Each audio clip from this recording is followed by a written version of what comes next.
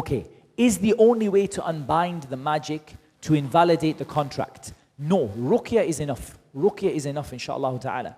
The jinn doesn't really have its own free will. It does have its own free will to leave the body, but usually the problem is that the jinn is too scared to leave and is under pressure not to leave. So the Ruqya will weaken the jinn and Insha'Allah ta'ala it will leave. Can Ruqya water be used for bath and drinking for children afflicted with evil eye or sickness? Yes. What kind of sihr is it that the magician writes on a stone in ink and boils it in water and gives the water for the patient to drink? You always hear different variations. But ultimately, don't worry too much about the variations. I don't want you to overthink about it. Because if I start talking about all the different variations, it's going to get very complicated. The treatment is broadly the same.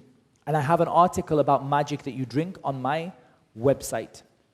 Okay, if a family is disturbed by jinn in a house where they're living, and they went to many raqis but weren't cured, what should the family do? Should they move out? No way.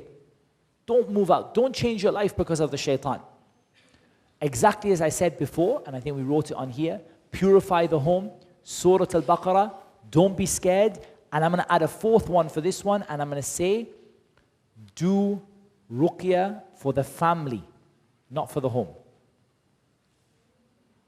You may find that there is an afflicted member of the family. You may find an afflicted member of the family.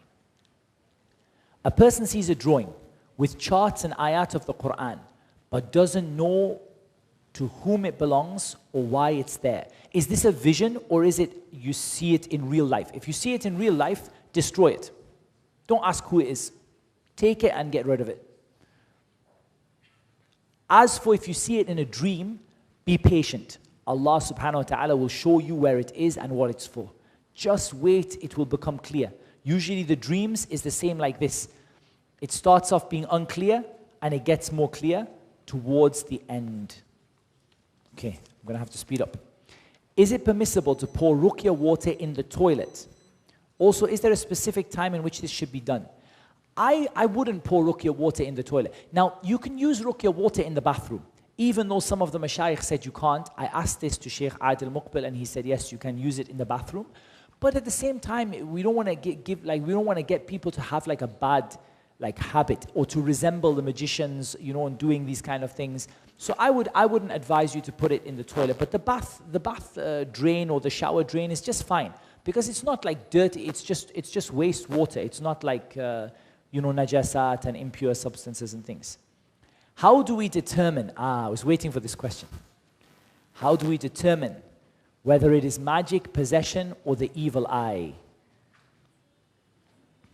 This is the big question. I'm going to give you an answer which will definitely not satisfy you. But I'm going to give you it anyway. I wouldn't worry about it too much.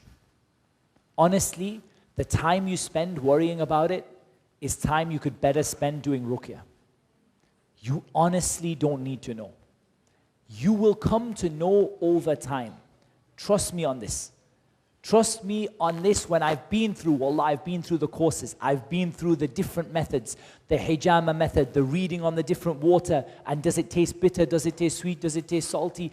All of them I've been through.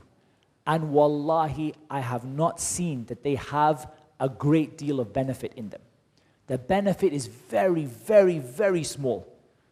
Okay, the person has magic. What you going to do? You're going to read the Quran, Al-Fatiha, Al-Baqarah, Al-Falaq, Al-Nas, Al-Ikhlas, Al-Kafirun. Okay, the person has jinn possession. What you going to do? Same thing. Person has evil eye. What you going to do?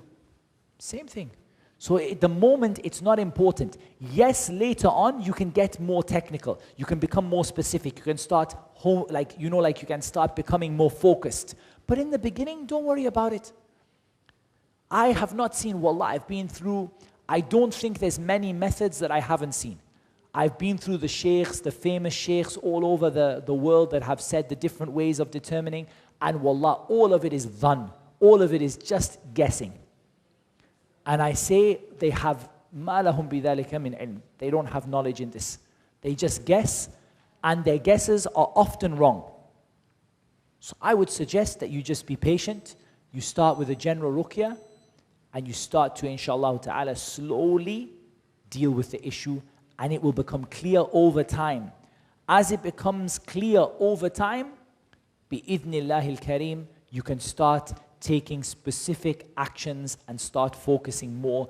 After 1-2 ruqya sessions, you have a better idea. After 10, you have a better idea. After 5 weeks, you have a better idea. And it gets like that.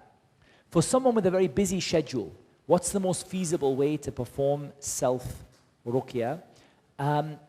I think adapt either the 7-day, let's see, where's our notes? That's why I wrote these notes down so we can go back to them. So we got level 1 is the 7-day. 7 days is very good because it's very low time. It's very, very little time. Not much time at all. The simple guide is a little bit longer, but you can adjust it. In my simple guide, I give 45 minutes.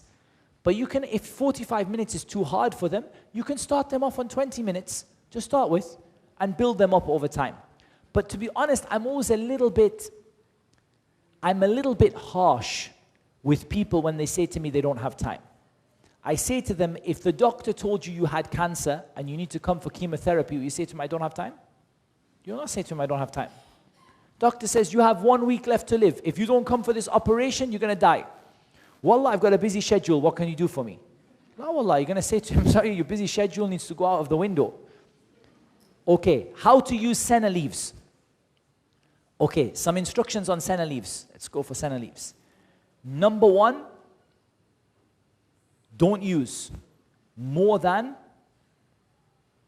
3 days in a month. My suggestion. You can use more than that, but trust me, I personally don't use more than 3 days a month. Number 2, at Isha, I'm just giving Isha an example. I'm not doing this strange magic thing that you have to do it at Isha under the moonlight or something. Like, just for ease. At Isha, boil a pinch. And take a pinch and boil a pinch in a cup of water. So you take a cup of water, put it in the pan, take a big pinch, like not a little pinch, like a big pinch, like a big pinch, yeah? Put it in the water, boil it, okay? When it boils, switch off the water,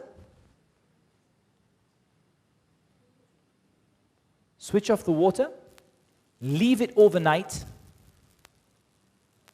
obviously leave it covered because of the sunnah,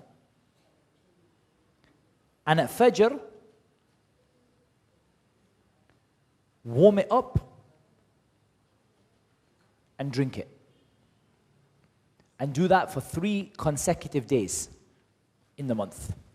Inshallah, this is more than enough. Bi'idhnillah al-kareem. You can use it more than that, but I don't suggest it. You know, when I first started doing ruqya, I started with obviously learning what you learned and stuff like that. And then after I learned what you learned, one of the things I started doing is I got really interested in the herbs, and I started getting the recipes, and every patient I'm like senna, sidr and costus, and I'm giving them like honey, and I'm giving them seeds, and I'm giving them everything. And honestly, I came to the conclusion that actually you don't need to worry about this too much. It's useful, but don't overdo it. Don't like make it with everybody. Start with just the Quran and slowly add things on. How do we protect children? I have an article on my website. Wallah, I don't have time to show it to you, but there's an article on the website. It's called, Ruqya for Children. And basically, we divided the children into 3 types. So we said that the first type of children are those who there is just like a fear for them, or a suspicion. A fear for them, or a suspicion. The second ones are the ones who they have a problem but they don't react. And the third ones are the ones who react. And we gave a different method of ruqya for each one. I think for the suspicion, you should just start with the 7-day program. If they don't react, just a gentle ruqya, like gentle 45 minutes a day, And if they react, you need to go to a slightly more emphatic ruqya, a little bit stronger. Like when they don't react, you can let them just play. You can just read on them and they're playing with their things. You don't have to be like, grab hold of them and be like, Allahu la ilaha illa. You don't have to be like that. When they react, you can be a bit more emphatic, but you have to be gentle because the kids can get scared of you. Sometimes the kids don't get scared of the jinn, they get scared of you reading on them because you have to be very gentle and very soft and never hit them. Don't hit the kids. Okay. Does hypnotherapy fall under magic or is it haram to do so? Last time I said that I was unhappy with hypnotherapy, I got emails from all these hypnotherapists who were really upset with me. Well, I'm not really very sorry for it. I'm still not happy with it. So I'm not, to be honest, I'm not happy with it. Wallah, I'm not going to say it's sihr. I'm not going to say it's jinn. I'm just not happy with it. Yani, what can I say? Fi nafsi, I love this Arabic expression. Fi nafsi minhu shay. My soul is not content with it. My heart just doesn't settle with it. And the Prophet ﷺ said, دَعْ مَا يَرِيبُكْ إِلَى مَا لَا يَرِيبُكْ. Leave that which you doubt for that which you don't doubt. If you see a paper with a drawing of a human being and a broken arm, and there was istighfar written near to it, how to dispose of it. I think we've answered how to dispose of the ta'weez bi-idhnillahi al-kareem. What do you do if your ta'weez is a voodoo doll? Like what do you do if it's a voodoo doll? You've seen a voodoo doll, right? I had it in the video, but the video doesn't play. So it's a doll with the pins stuck in. You need to gently remove the pins, reading over it. Bismillahir Rahmanir Rahim. Slowly remove the pins. Put the pins, you can break the pins in half.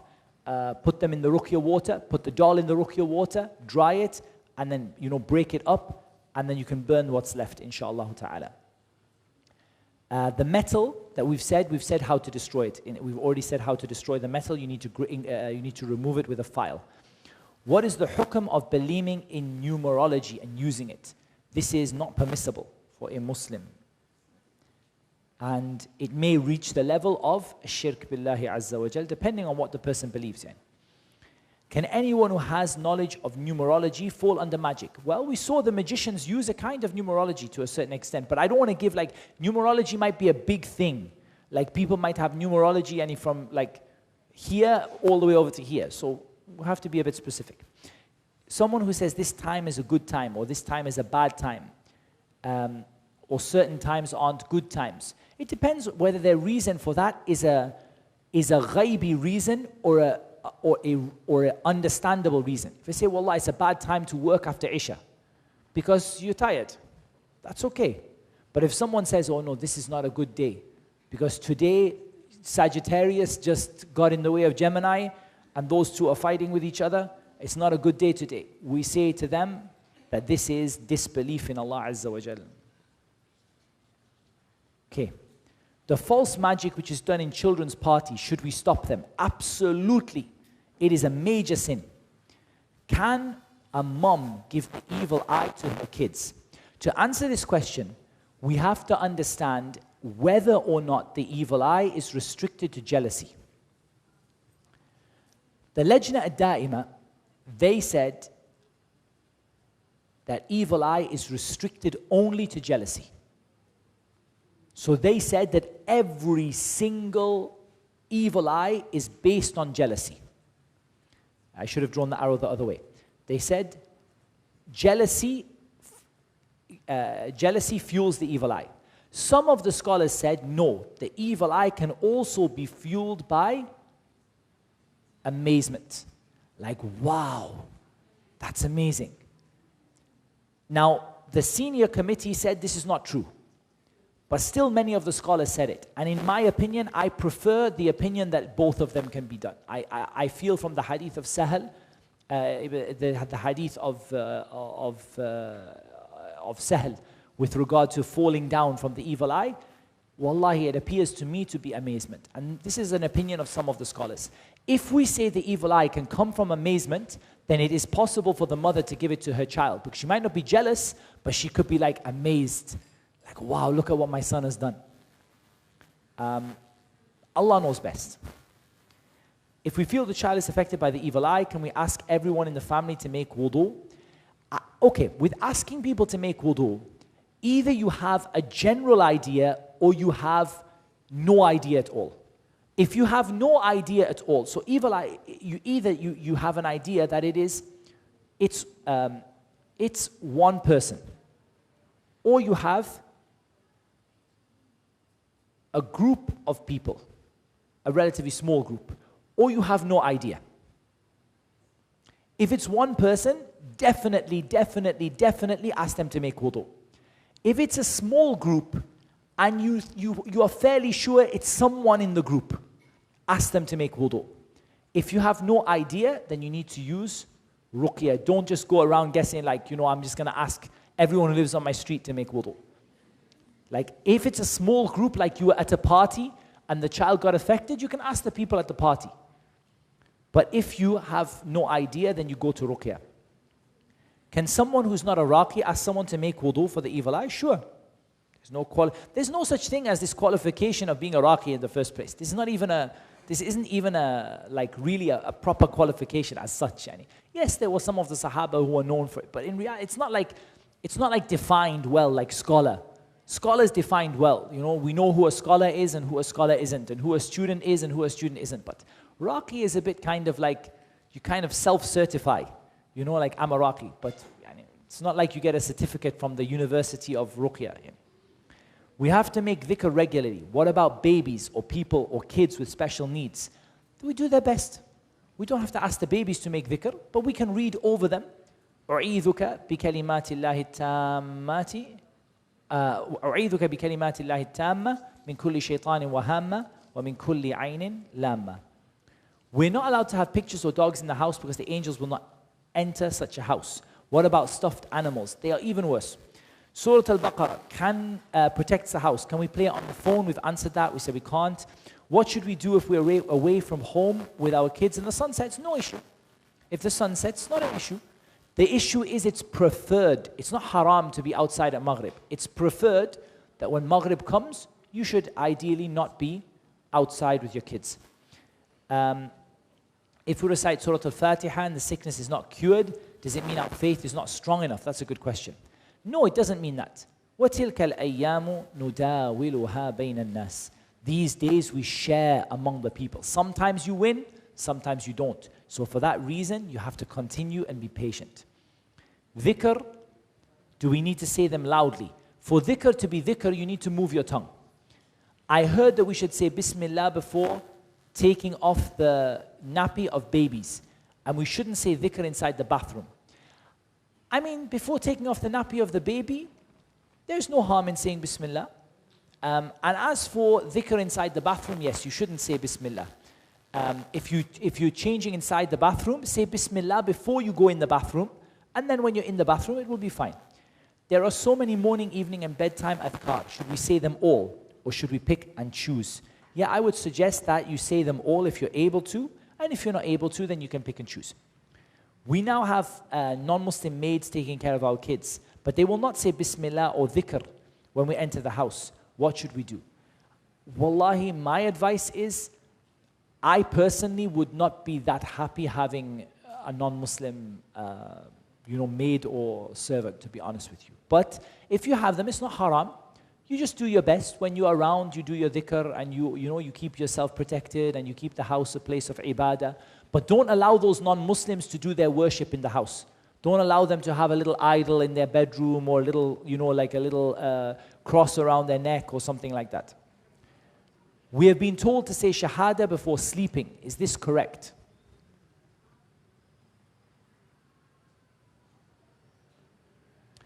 There are dhikr, there are adhkar that you say before you sleep, which are recorded. For example, a beautiful book you can get yourself there is a book called Fortress of the Muslim.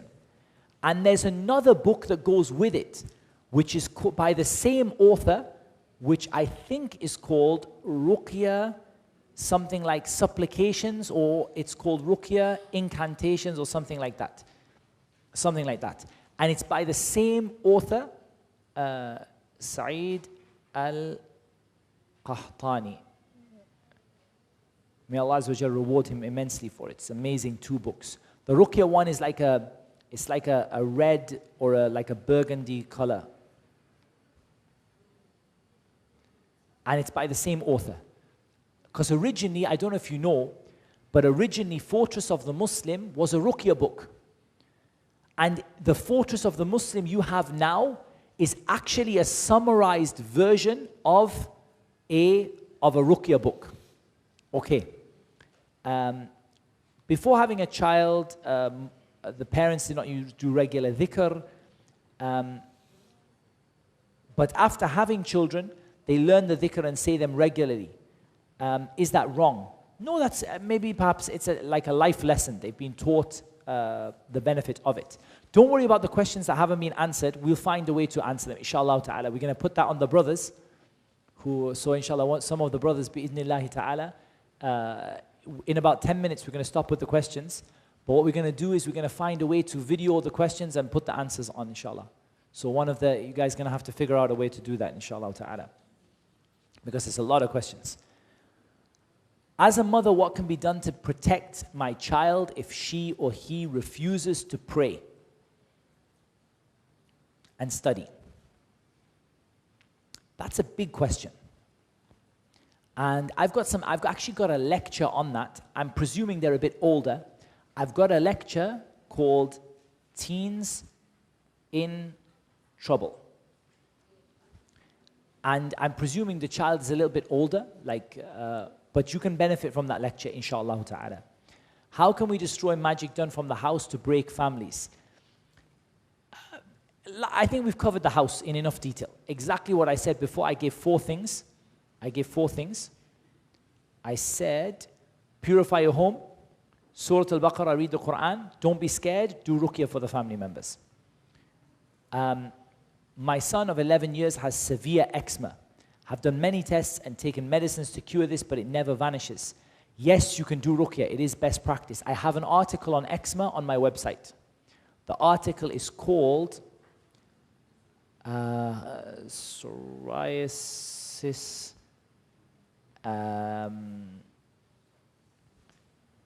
eczema and something else, something like that. There's an article on the website, inshallah. To pour water over the head, can this be done in the toilet or should it be done elsewhere? It can be done in the bathroom, and you shouldn't do it. I wouldn't be comfortable to do it in the toilet, but you can do it in the shower or something like that. You have mentioned that audio Ruqya cannot replace reciting Ruqya ayat.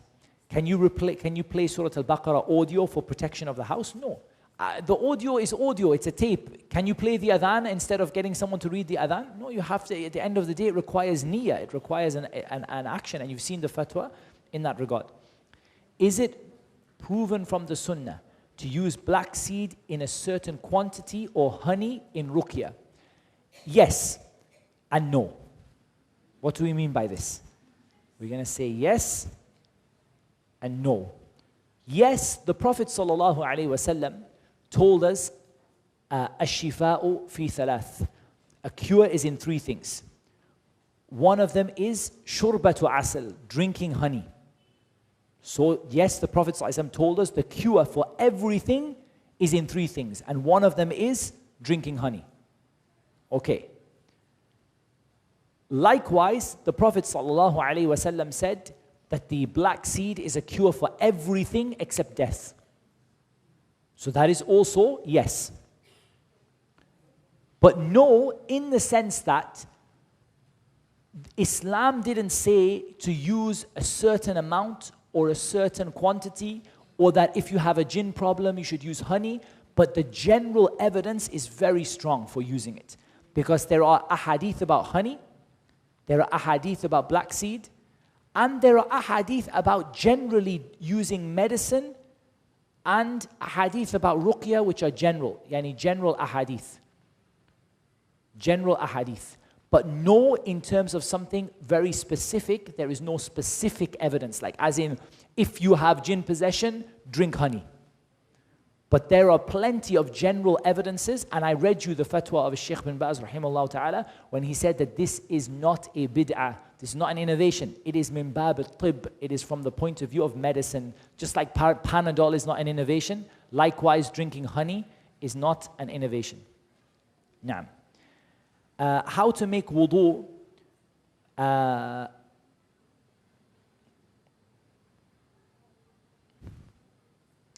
Okay, we'll come back to that one.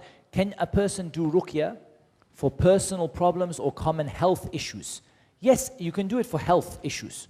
But problems in terms of your life, I'm not so sure. I'm not so confident. I think it's better to make dhikr and dua for your problems in general. Like when the Prophet ﷺ had a problem, he didn't make ruqya.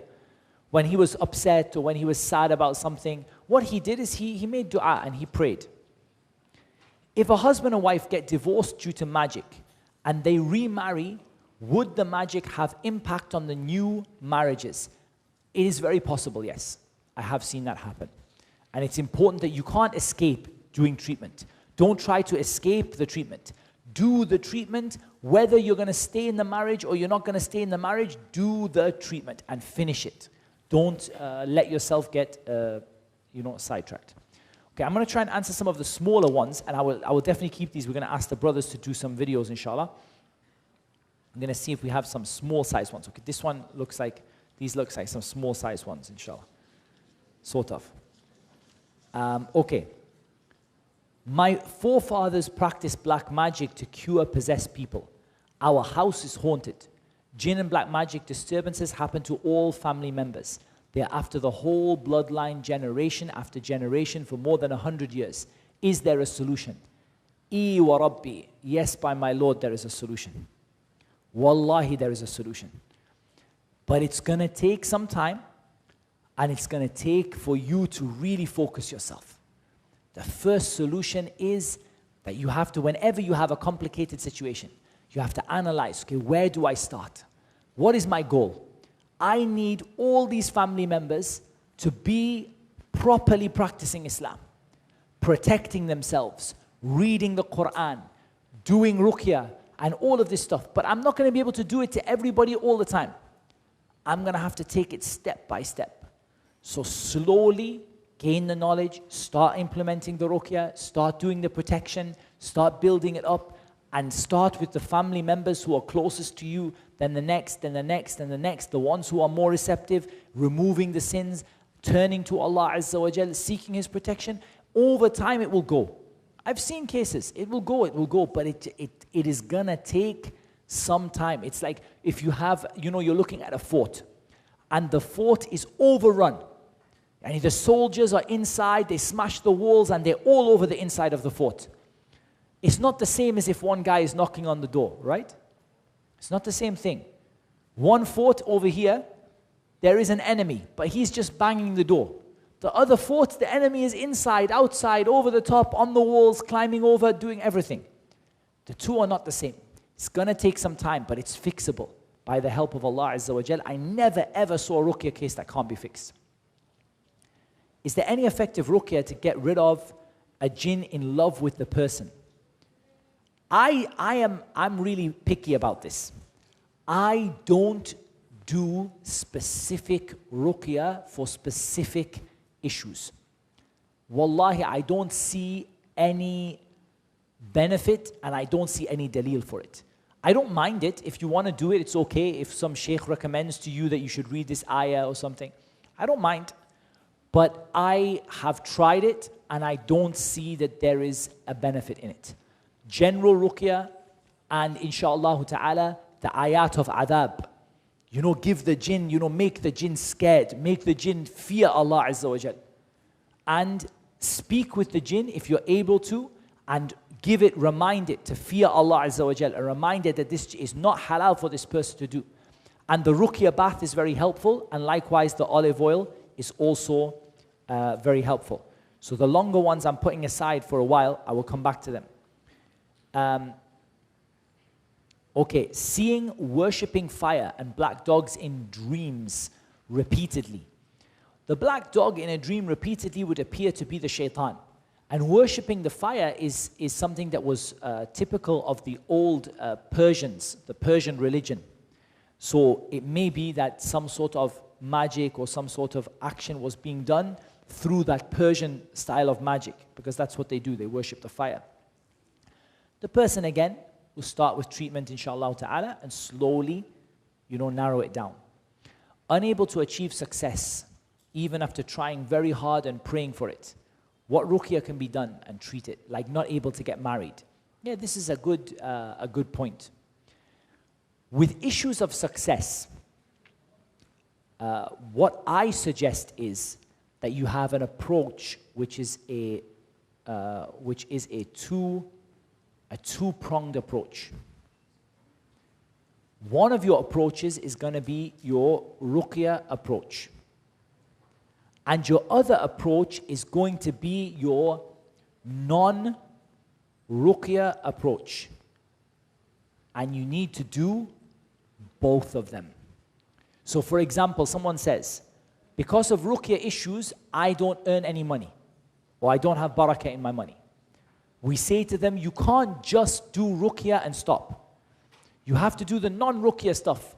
You learn why it happens, you learn the reasons your dua is not accepted, you fix the problems, you turn to Allah, you repent, you make dua, you make the dua of Yunus, you make the dua of Ayyub, and so on and so on. You do the things which are not related to ruqya, like leaving sins, turning to Allah, making dua, finding the reasons why success is blocked for a person. The Prophet ﷺ gave reasons. ثُمَّ ذَكَرَ رَجُلًا يُطِيلُ السَّفَرِ أشعث أغبر. He mentioned a man on a long journey, dusty and disheveled. يمد يديه إلى السماء. He raised his hands to the heavens and he said, Ya Rabbi, Ya Rabb. But the problem is, what? That his clothing is haram and his food is haram and his drink is haram and he's nourished on haram. فَأَنَّا يُسْتَجَابُ لَهُ. How will he be responded to? So there are reasons in the Sharia why success is blocked, which don't relate to ruqya. You need to deal with both of those things. Feeling the presence of an unseen object close to you during sleep repeatedly. During sleep, I have an article. I have an article for a lot of things. You can see these questions come again and again. So I have an article on sleep issues. I have two articles on sleep. I have one on sleep and I have one on jinn attacks. Jinn attacks at night. These are two articles on the website that Insha'Allah ta'ala will answer the question. Sudden loss of weight in teenagers and crying suddenly with no reason. It may be the evil eye. Not always, but it may be the evil eye. And it's certainly worth investigating it, Insha'Allah ta'ala. Okay, this went off, I think, because I think the battery is getting low. So let me just plug this in, and it might come back on again.